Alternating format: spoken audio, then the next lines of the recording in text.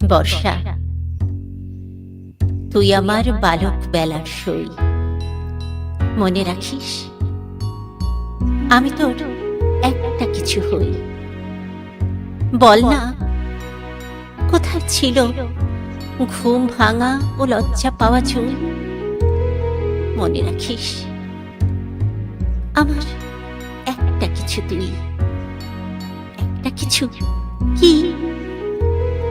সেই যে বৃষ্টি ভেজা আধার বনে খুইয়ে এসেছি, সেই যে নদীর জলে কাঁপতে থাকা ঢেউ,